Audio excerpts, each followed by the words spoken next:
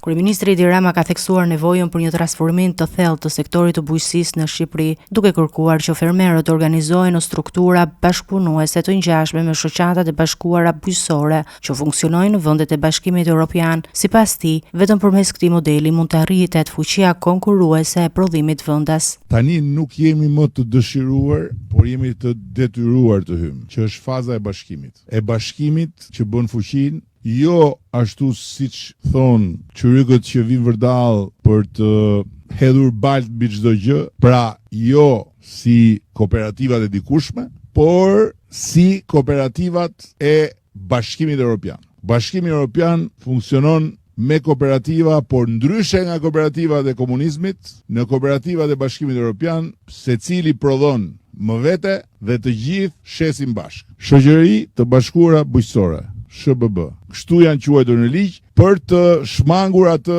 frikën e madhe që vjen nga trauma e të shkuarës që po na mbledhin tashin kooperativ këta socialistët. Gjatë takimit me fermerët në qarkun e Dibrës, Rama e vuri theksin dhe të nevoja për një bashkëpunim të ngushtë mes fermerëve dhe institucioneve shtetërore, duke kërkuar që bashkitë të luajnë rolin e aleatëve kryesor në zhvillimin e sektorit.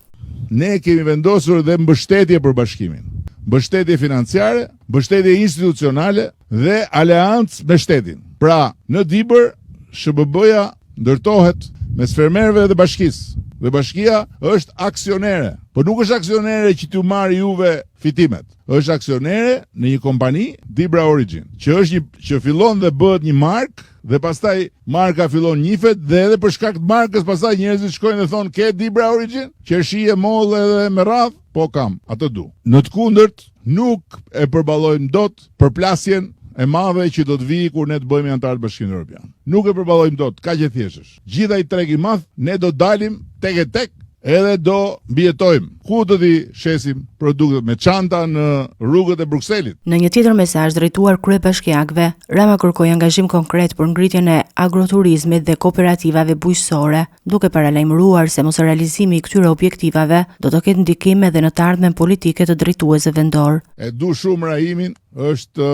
Dibrani mirë, shumë. Ka ardhur këtu për të shërbyer pasi ka ishte në bankë etj, por i kam thënë dhe Rahimit dhe shokëve të Rahimit, po nuk bët 10 agroturizma me paketë dhe maleve. 10 agroturizma dhe 3 shoqëri të bashkuara, as mos hajdeni fare të pretendoni të kandidoni, sepse bashkitë nuk janë vetëm shtro rrugë, vër drita, pastro plera, edhe në fshat pastro kanale. Bashkitë duhet të jenë aleatët e fermerëve.